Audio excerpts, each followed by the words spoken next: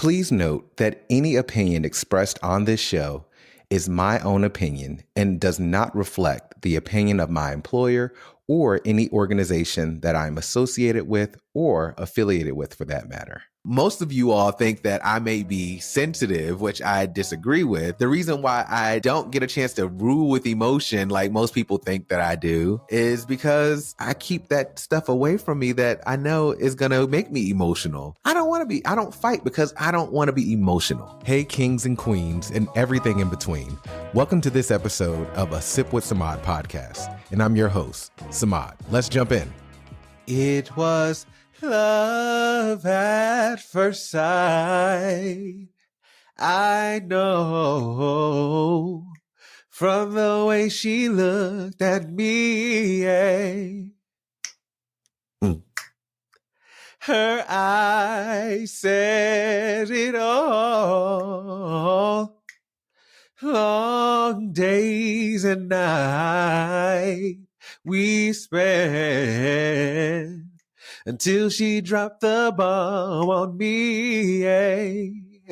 Oh, when she said that she was unhappily married with children, and I wish I never met her at all, even though I love her so, 'cause she's got love for me. But she belongs to someone else. Bridge. Maybe in another life, things could be the way we both desire. There's a catch-22. Either when you with someone or you lose. And I wish I never met her. Oh, even though I love her so, she's got love for me. Oh. But she still belongs to someone else. Oh, God, I barely made it to that. Welcome back, y'all, to a Sip with Samad podcast. And of course, you know who this is. It's me, Samad. I am happy to be here. I think for those who are watching, you see I'm sporting a different facial hair look. I'm trying something different for the spring. I'm really trying something different. My theory was that if I had less facial hair, then maybe the pollen would stop messing with my sinuses. My sinuses are still jacked up from the last episode. Actually, we ended up, going on vacation, had no problems, got back to Atlanta, death. It's horrible. Last night, I could not breathe at all. I didn't think I was going to make it at all. I still can't really breathe right now. Last night, both of my nostrils were both closed. And, you start panicking, right? And it takes everything in me not to call 911. So I try not to wake Alan. One day he gonna wake up and I'm just gonna be laying in the kitchen because I done passed out. I try not to wake him up. And so it's like 3, 4 in the morning and I can't breathe. And I tried to blow my nose. I tried to Navage. I neti popped it. I sat over some steam. I was doing every remedy known to people. And I still could not pull it together. It was horrible. I didn't get much sleep. It was pretty bad. But here I am. We're together. Everybody sees beauty in the spring. I see death by allergies. It's so bad. I remember when I was a kid, my mother went and she took me to the doctor and I ended up getting an allergy shot. And I didn't have allergies for like 2 years. Now, I don't know what that shot was. I was a kid. I wasn't asking any questions. And for the life of me, I feel like we were going to my mother's OBGYN downtown, downtown Patterson. So Lord knows what the woman gave me. But it was an allergy shot and I wish I can get it again. I've been trying to get it again. I can't find my mother's OBGYN anymore. I don't think she's down off of Main Street anymore. So, here I am suffering, but the singing actually helped. So when I was in high school, our teacher or choral conductor, Miss Williams at the time, I would be like, I can't take this test. I don't sound good. She'd be like, no, that's when you actually sound your best, when you can't, hear yourself, I guess. Or maybe because I'm so stuffed up, I can't hear. I never understood that theory, but she was dead set on telling us that when we had colds and stuff like that, that was like the best time for us to sing. Look at us being nasty ass kids going to school with colds. I had allergies and regular ear infections, not ear infections, maybe earaches, but my tonsils were a mess. I'm telling y'all too much business. I'm sorry.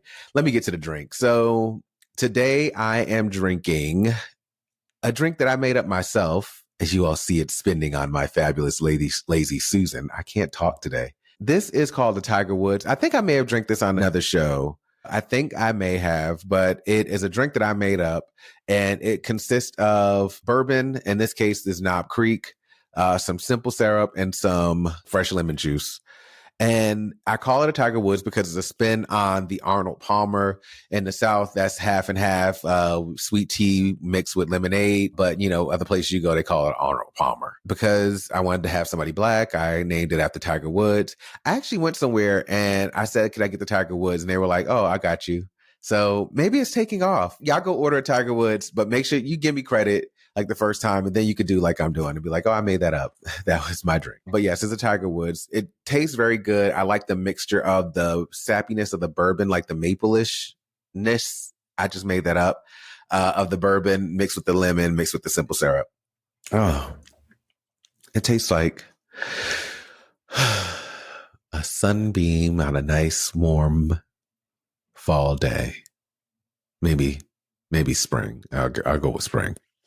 So, also, I am rocking another HBCU sweatshirt today. Today, I am rocking Tougaloo College in Tougaloo, Mississippi, right up the street from Jackson State University. They're really like right up the street from each other. I went and got me a chicken biscuit from Jackson State one time. I had a work meeting and drove to Tougaloo. It was all of like 15, 20 minutes. But yes, Tougaloo, Mississippi, another private HBCU. Check it out. I love Tougaloo because when I went there was it's a liberal arts institution, but it focuses on social justice. There's a very strong social justice lean. And because of that social justice lean, a lot of their curriculum embeds elements of social justice in it. I love that because I just like talking about Black shit all the time. It's really exciting. But yeah, Tougaloo College, Tougaloo, Mississippi. Check it out. Especially if you have some kids that are looking to go to school. We need to, start supporting our HBCUs.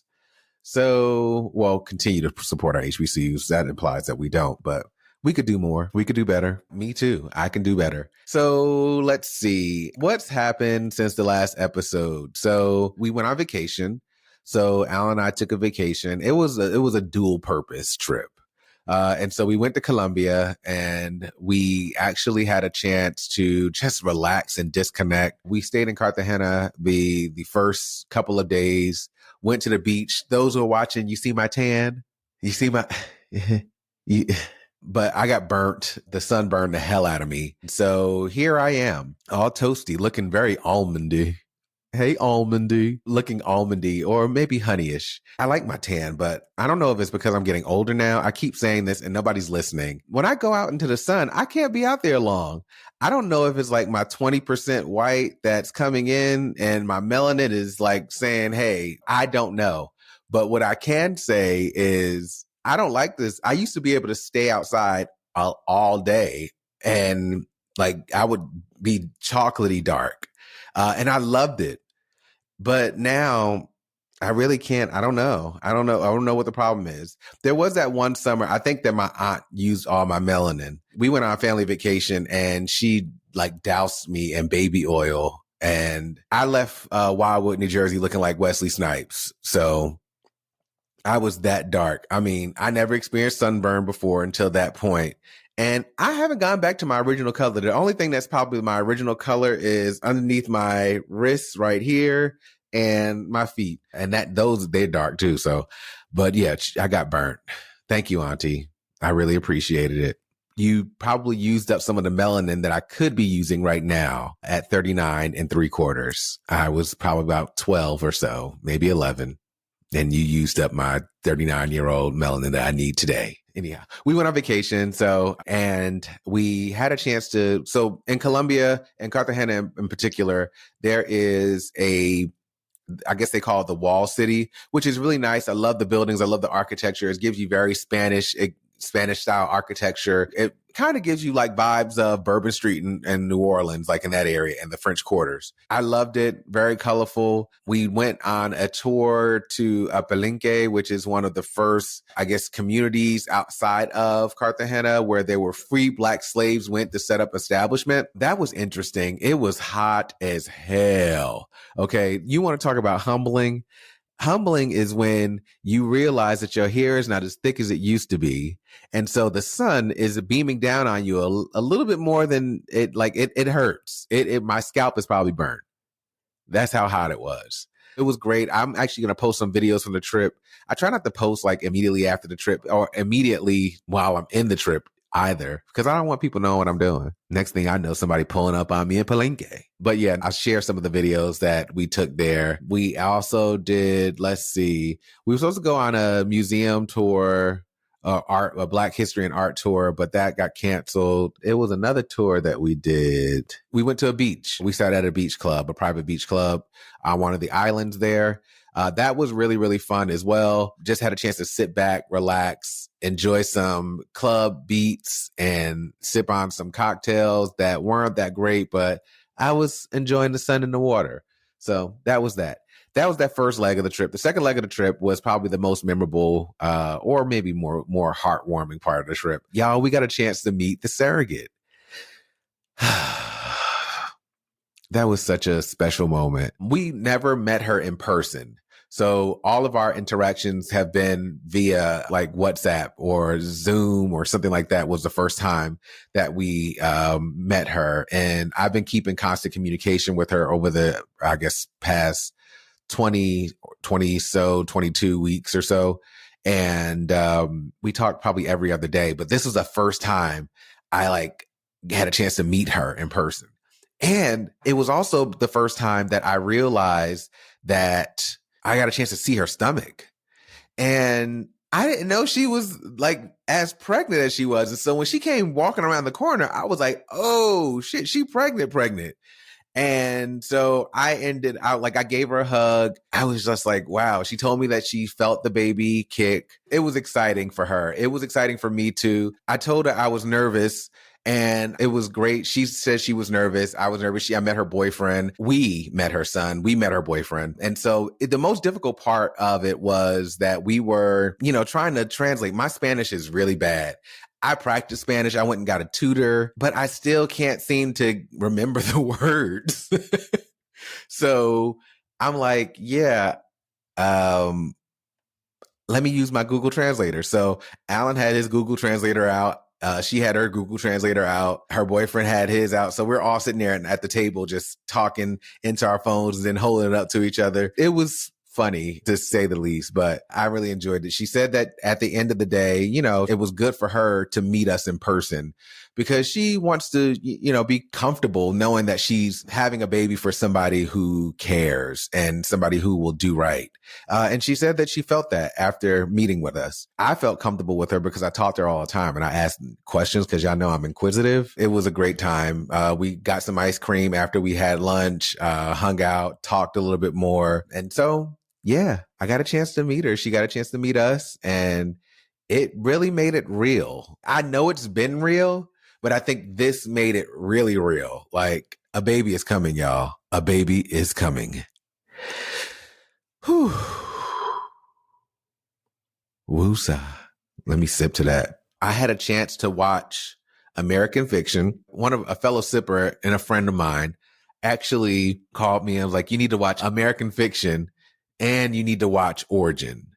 And so I was like, oh, bet. And so while we were flying back from Colombia, I noticed that those were movie options on the plane. I was like, yes, because y'all know I like to go to movies because I feel like when we go to movies, especially ones that are targeting Black people to watch, I feel like it's an open target. And I haven't really gotten over the whole situation of the guy going into the movie theater and shooting it up some years ago. Still bothers me. So for that reason, I just say, well, let me avoid black movies in a movie theater because I don't want no smoke. But no, though both of the movies are great. American Fiction, I related to so many parts of the character, the main character. It was great to see Maxine Shaw, attorney at law, doing her thing. It was also great to see Tracy Ellis Ross and Sterling K. Brown. You know, I have a friend, Takia, y'all know her, Getting Grown podcast, and she says that I'm lusty. And it's not that I'm lusty. I just like to admire beauty. That's all. That is all. So every now and then we'll be in a room and somebody good looking to walk in and I'll be like, And she'd be like, you're so lusty. You're so lusty. So, but no, Sterling K. Brown, it was great. The reason why I related to it is because I think that there are so many parts of family dynamics that, you know, we don't talk about, or even that we take on ourselves as the oldest or the baby or the middle child or whomever, and we don't really discuss it. And so I had a chance to kind of see how I felt a little bit sometimes. The main character was like accused of always pushing people away. And I don't know if I push people away, but I may push people away sometimes because I like to spare my feelings. I am a Cancer. Most of you all think that I may be sensitive, which I disagree with. The reason why I don't get a chance to rule with emotion like most people think that I do is because I keep that stuff away from me that I know is going to make me emotional. I don't fight because I don't want to be emotional. But the main character, they said it was a trait that I guess their father had, which was he also was detached sometimes as well. And, you know, they said it was because he was a genius. And I'm a genius. So here we are. I felt like it was a movie about me. No, it was a great movie. I loved it. And it was also good to see how they were making fun or poking fun of the fact that people don't necessarily take serious the Black experience, right? If we present it as if we grew up like the Obamas, like if I were Sasha and Malia, right? If I presented that story, people would be like, oh, you don't know what it's like to live, right? But in this particular instance, this was a successful Black family and they were telling their story, the intricacies. They poked fun of the fact that most people, white people, tend to relate to trauma porn, right? Like, oh, my mother was on drugs and I lived in the projects and, you know, we made it and we were living from government check to government check and we had government cheese and powdered milk and like, you know, and all those things, right? And they're like, oh my gosh. Oh, and you survived. Oh, you were resilient. Oh my goodness. This makes my giving to the United Year College Fund so worth it. And so it's like that, you know, I guess it makes white guilt feel better because they see that you've overcome such adversities. But in this particular, the main character was a writer. He wrote books, and Issa Rae was also a character on the show, in the movie. And in the movie, she was a writer as well. And so her book was doing much, much better in sales, and I guess was being acclaimed by mostly white people who were investing in those books. But it was like a total mockery of the Black experience. Like it was like slavery mixed with a little ghetto, mixed with a little, I don't know what. It was like slavery and ghetto together. Who you be talking to? Y'all got to watch the movie. It was really, really good. I suggest you watch it. Now, the other movie, Origin, that was a heavy movie. And I watched that immediately following American Fiction. I should not have done that because I was already in my bag about, you know, I guess the sensationalism of our Black trauma or our trauma and our experience. The movie Origin opened up with a scene, and the scene was pretty much reenacting the killing of Trayvon Martin. And they played the audio. I still have I've not gotten over that. That is something that I think you move on, but that was a traumatizing point in my life. And so hearing that, seeing the reenactment, like I was sitting there crying and the movie had just started.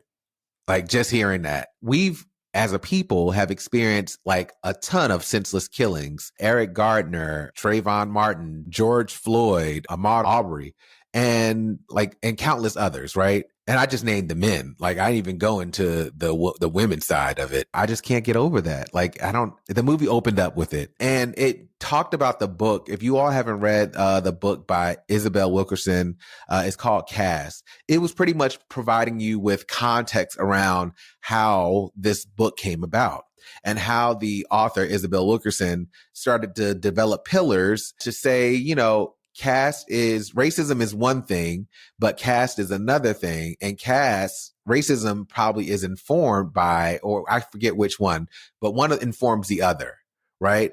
And there are similarities in how it's done. Essentially, somebody has to be on the bottom.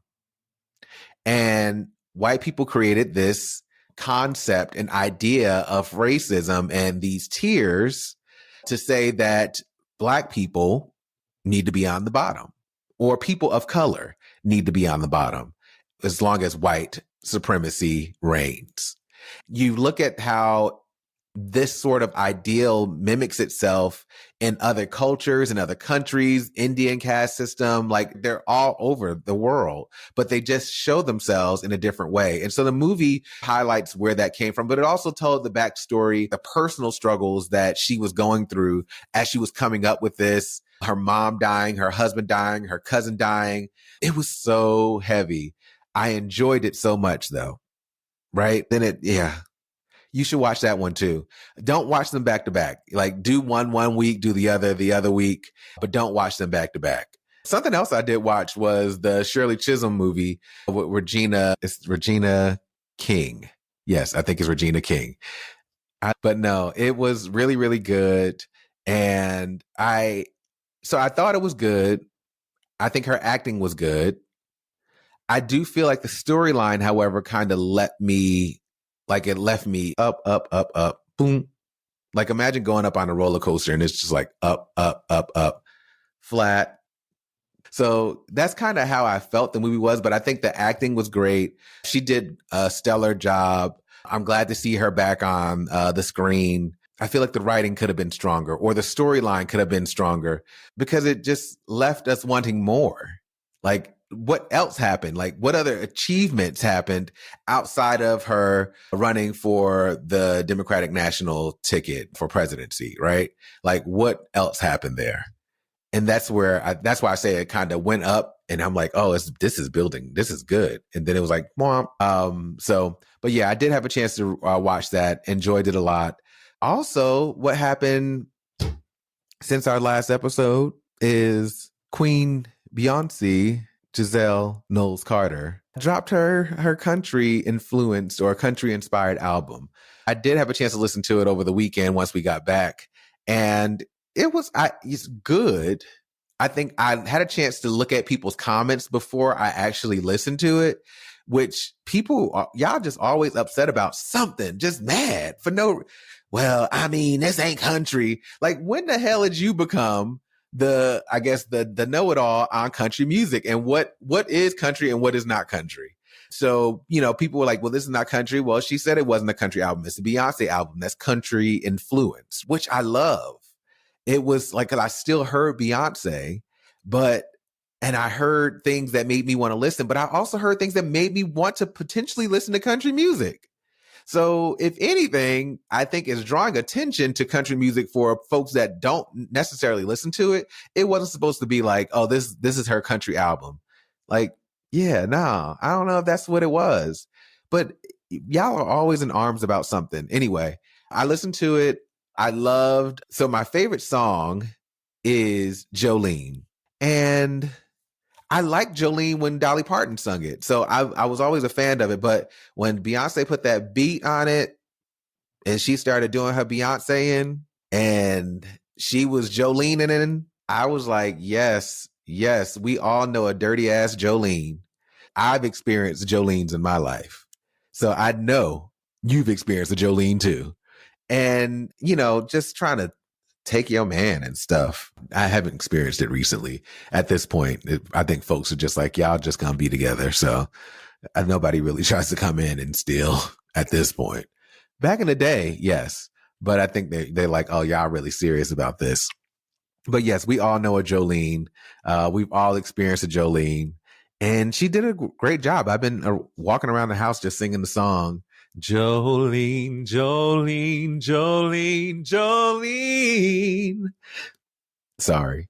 I really like that song. And the other one I think it's called Daughter. I like that one as well. I like the whole album, but so for me, Beyonce's albums are usually something that I need to listen to and like take in. I know people who listen like the first time, they're like, I love it. And that's cool. I'm listening for a musicianship. I'm listening for the flow, the feel. I want to know, like in the Renaissance album, you had to go from song to song. You couldn't skip around the album. It was taking you on a journey. And so I like to listen to the album for the journey. Right. And so I'm still on the journey, but of course, Jolene has me in a chokehold and I love it. What did you think of it? Have you listened to it? If you haven't, don't say anything. Speaking of, y'all always mad about something. So I'm sure you all more recently saw the horrific tragedy that happened in Baltimore, the Baltimore area with the Francis Scott Key Bridge. And never in my life have I seen so many people who became bridge engineers overnight. So many people became 911 specialists, or I guess, what do you call it? Coast Guardal specialists. I mean, I didn't understand. So everybody had a theory about, oh, it's the government trying to, like, what is wrong with you people? What is wrong with you people? Come on. Then, the racists come out of the woodworks. Well, look at this mayor, this affirmative action mayor. Like, what?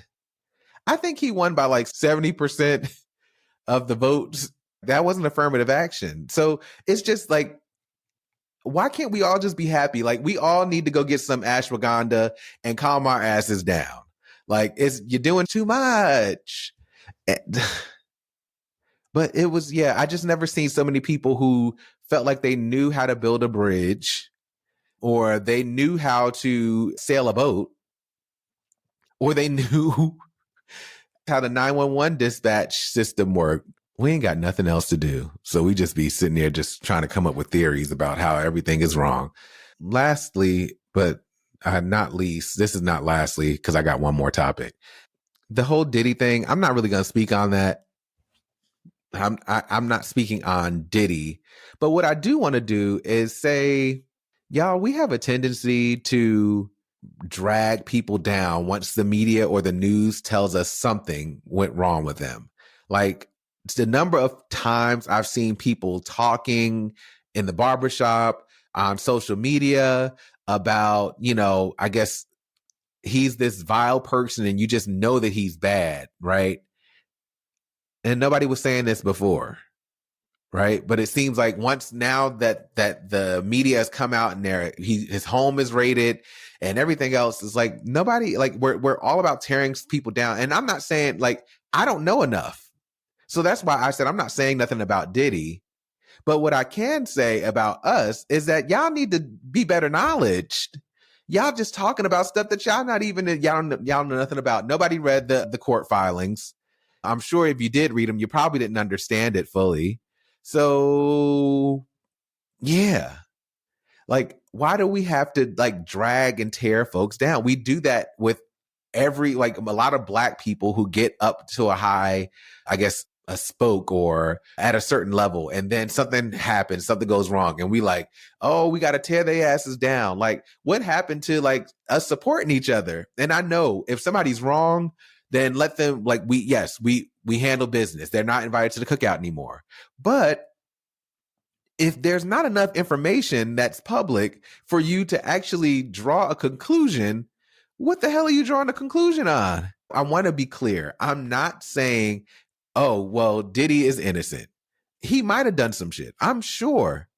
But we don't have enough information to be able to make such claims. And y'all just listen to everything you hear at face value. Y'all need to be taking stuff with a grain of salt.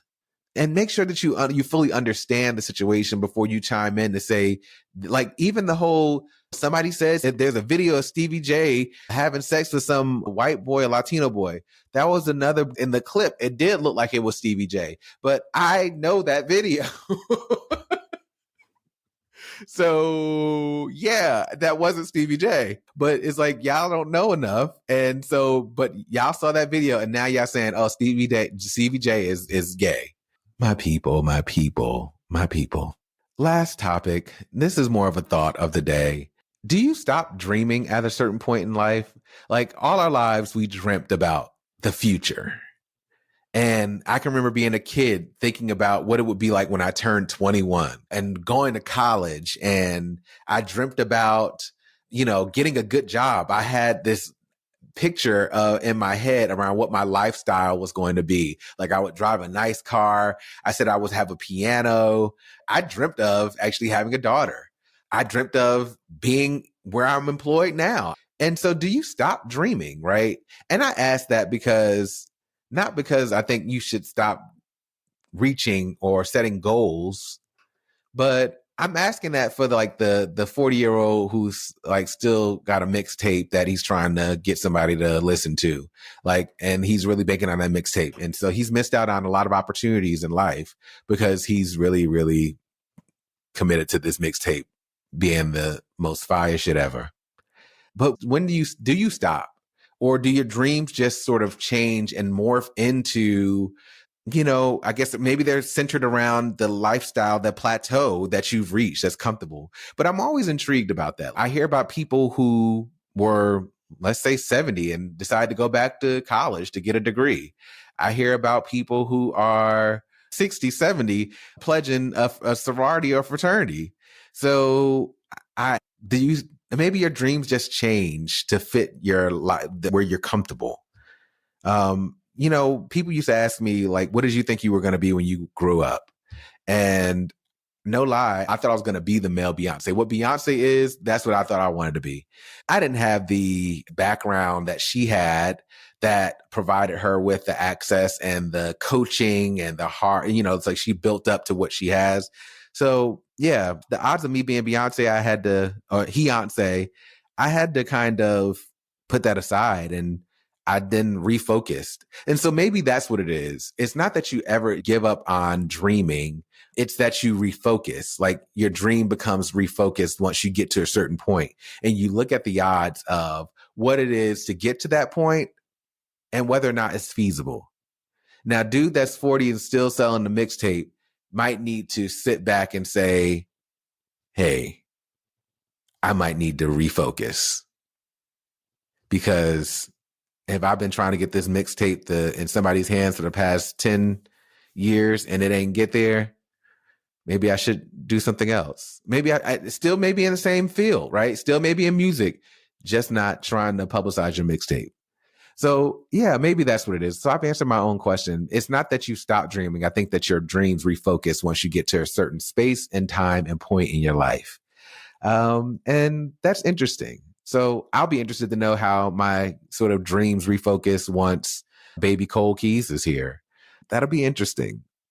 Have your dreams refocused? Are you refocusing your dreams or are you still sitting at a place? Because there's no shade to the person that's like, no, I'm just good sitting right here.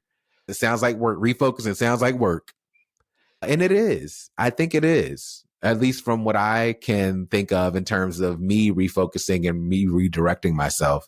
Career-wise, I'm like still trying to figure it out. I ain't focused yet. I know where I am, but I know that it's not the last stop for me. And so it's like, what are you getting out of this? That's what I'm asking myself. And so those are questions you probably should be asking yourself when you're refocusing. But that was just a thought that I had on my mind. I'd be interested to know about you all. Like, do you all refocus? The art of refocusing. Maybe that's what I'll call this episode. But yeah, so that was it. That was all I have. Thank you all again for the continued support. So I don't mean to be the bearer of bad news, but I did say that this season was going to be 12 episodes. Well, y'all, I think this is the 12th episode. And if I'm wrong, then you'll hear from me next week. If not, I might take a little break. I need a little break. But I'm taking a little break to do some other things that I'm working on. So some of you may know that I do voice acting as well. I host a podcast and I work my regular 9-to-5 job. and I will be a parent soon. So at that fourth job, and one of these is going to give. Hopefully not you all. I hope you stay. But yeah, I do that. And I want to do some more exploring about producing these episodes in more of a live content form. So that's why I'm going to take some time over the next couple of weeks to do that, continue to pub the podcast. I also want to do some new stuff. I had a chance to talk to one of my good friends, brothers Al. Yeah, y'all talked about him on a previous episode, so y'all know who he is. Just about trying new things, like going to different places and trying new drinks and giving feedback, but also still having a conversation. So we'll see. That's what these pauses are for. And so I want you all to know that it's not me saying that we won't be together again. It's me saying I want to hone my craft. And so in order for me to hone my craft, I can't build the plane while flying it. And so that's why I'm taking this break. But who am I kidding? I'm probably going to miss talking to y'all, and I'm probably going to miss y'all interacting with me. And so more than likely we'll be making some pop-ups here and there because, yeah, it's too long. 12 weeks is a long time.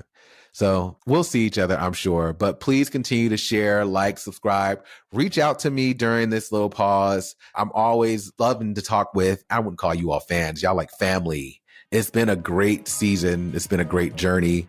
And I'm looking forward to just bigger and better things in this next wave. So until then, y'all, I'm out.